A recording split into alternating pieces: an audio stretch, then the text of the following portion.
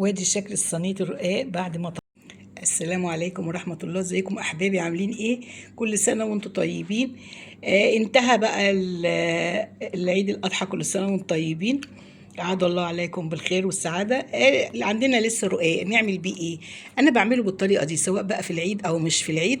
انا بعمله بطريقة جميلة جدا، سهلة سهلة سهلة جدا. اي حد ما يعرفش يعمل رقاق هيعرف يعمله، وسهلة والنتيجة احلى وقطرة وجميلة جدا وسهلة جدا لأي حد ما بيعرفش يعمل رقاق. أولا عادي بحط الرقاق جنبي وأنا بحضر، وبحط طبعا الصينية على النار وبحط فيها حتة سمنة كويسة وحبة زيت صغيرين علشان تبقى مقرمشة، وأسخن في الصينية على النار كويس، تسخن كويس هي والمادة الدهنية اللي فيها كويس قوي، لازم تسخن كويس قوي. بعدين بقى بتيجي زي ما انتوا عارفين، قابلي 4 رقاقات 5 رقاقات زي ما انت عايزه، وتحطي تحت تفرشي الارضيه التحتانيه. واللحمه المفرومه العصاج انتوا عارفينه عادي برضو، كلنا عارفينه. ونروح ايه بقى ايه بعد ما نحط العصاج برضو بنغطي ب4 رقاقات 5 حسب ما انت عايزه. التكايه بقى هنا هوت في الطريقه ديت، ان انت برضو بتسيبيها على النار ولعه صغيره بتاعت عين صغيره ولعه، وحط عليها الشياطه. وانت بتحطي بتفضلي تقلبي الصينيه تقلبي الصينيه عشان كل الرقاق تحطيه يهبط، سواء في الطبقه الاولى او في الطبقه الثانيه.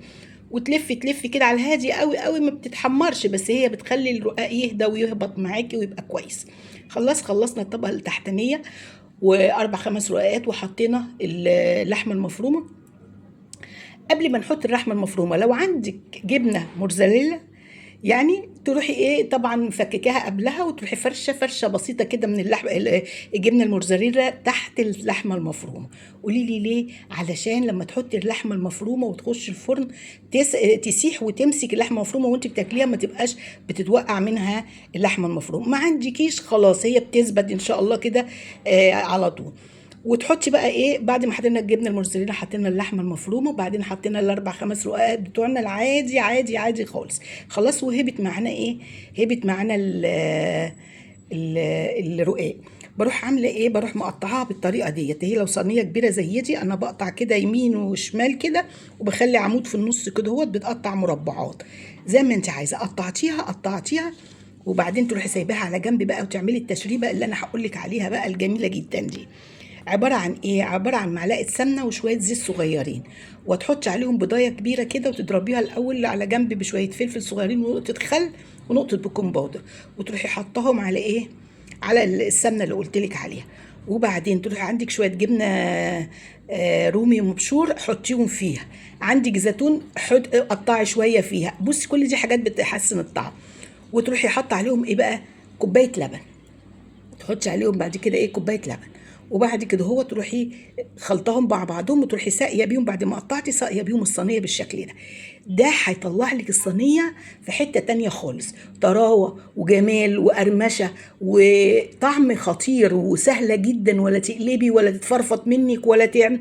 لا، طريقه جميله جدا ان شاء الله. انا هروح اسويها وهوريها لكم واقطعها واوريها لكم عشان تشوفوا ان هي فعلا اسهل طريقه وطعم بقى. وشوفوا الزيتون بقى، انا رشيتها بقى على الوش، بصوا ازاي البيض والجبنه الرومي فيه والزيتون فيه، وحاطه معلقه سمنه ومعلقه زيت، وحاطه البضايه، وحاطه حبه بيكنج باودر، وحاطه نقطه الخل.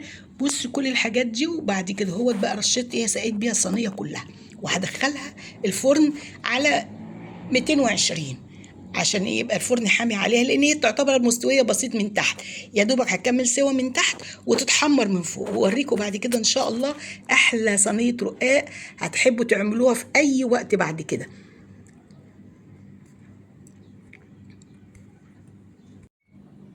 وادي شكل صينيه الرقاق بعد ما طلعناها، تحفة شكلها. وإلا بقى إن شاء الله لما تدوقوا طعمها معانا إن شاء الله هنقطعها ونوريها لكم قد إيه شكلها جميل وسهلة وسريعة.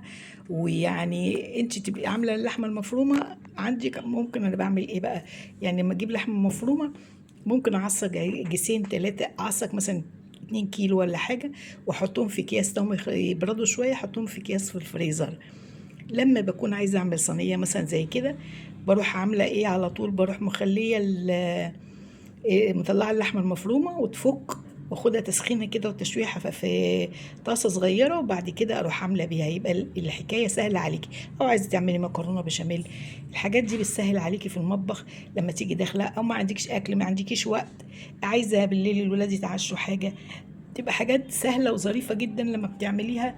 بصراحه بتنقذ وبتريحك، لان الواحد برضو لما بيكون مثلا عامل غدا ما يقدرش ينزل يقوم يقف بالليل تاني يعمل عشاء، يعني بيبقى عايز يخلص الدنيا بالراحه. فتطلعي اللحمه المفرومه على طول وتعمليها. طلعت في منتهى الجمال، هقطعها واوريكم. بصوا بقى ما شاء الله لما اتعملت شكلها تحفه جدا جدا، وطعمها بيبقى اروع. وبصوا انا قطعتها زي ما قلت لكم، بصوا ازاي عملت كده، يعني مش في النص، عملت التقطيعه دي كده كده اهو، وعملت كده واحده وكده واحده، وفي النص بقى خدت بالنص كله كده، عملت خرط خرط كده زي كده، يعني طلع فيه حتت قد كده وفي حتت قد كده. اللي عايز ده ياخد، اللي عايز ياخد، او واحد خد عايز دي وعايز يكمل ممكن ياخد واحده من دي. وبصوا بقى اللحمه فيها وشكلها جميل جدا، وطبعا التشريبه مديها، بصوا طراوه عامله ازاي، طراوه يعني مش عايزه اقول لكم، يعني تحفه. ممكن تتقطع بالشوكه كمان، يعني لو حبينا نقطعها بالشوكه هتتقطع بالشوكه. وطعم بقى وحاجه مش قادره اقول لكم، بس هي عشان سخنه مش متمسكه قوي، يعني لو حبينا نقطعها بالشوكه هتتقطع، بس انا عشان لازم اكون ماسكه سكينه وشوكه، معيش بقى سكينه اهي، ماسكه الكاميرا بايد وماسكه البتاع بايد، طريه طريه طريه طريه تحسي. بصي يعني انا عايزه اوريكي، طبعا لو ماسكه بايديا الاتنين هيبقى افضل. وبس، وهي وعلى المعلقه على الشوكه كده على طول تبقى جميله. وبعدين فكره اللحمه اهي جميله جميله وطريه. بندوق كده، بسم الله الرحمن الرحيم.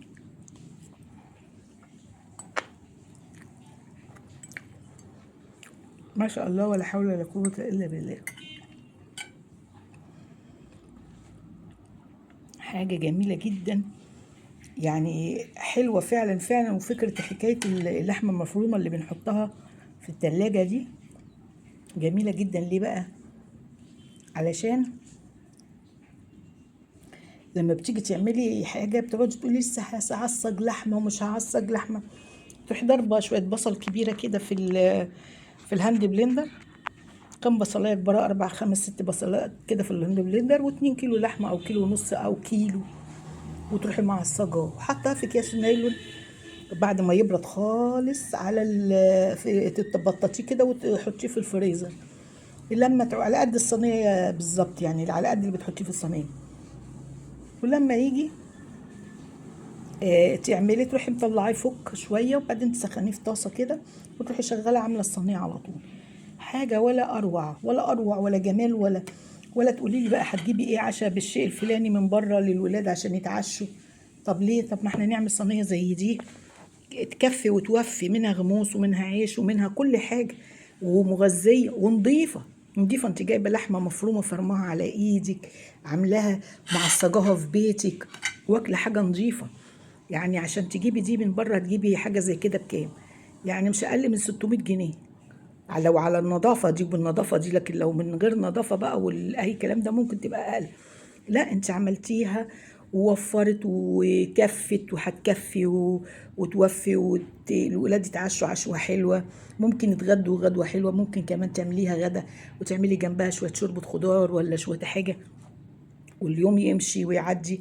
لان الواحد في الحر دوت مش كل يوم بيقدر يعمل طبيخ او بيحب يعمل طبيخ، يعني احنا ما بنحبش نعمل حتى في الصيف ده طبيخ كتير. فممكن شوربه بقى وجنبها حاجه زي كده تبقى في منتهى الجمال. اي حاجه خفيفه وجنبها حاجه زي كده في منتهى الجمال. بجد جربوها، حلوه جدا وهتعجبكم. واهم واحلى ما فيها التشريبه اللي انا قلت لكم عليها، وافكركم بيها تاني. اول حاجه بنضرب بضايه بنقطه فلفل اسود، ونحط عليها نقطه خل ونقطه بيكنج باودر، خلاص نحط عليها معلقتين زيت او معلقه سمنه، وبعدين نروح حاطين عليها كوبايه لبن، شويه جبنه مبشوره بقى ونضربها معاها، شويه زيتون ونحطهم معاها. بصي بيبقى طعمها في منتهى الجمال. وتروحي ساقياها بيهم بقى، بعد ما تخلصيها وتقطعيها تروحي ساقياها بيهم.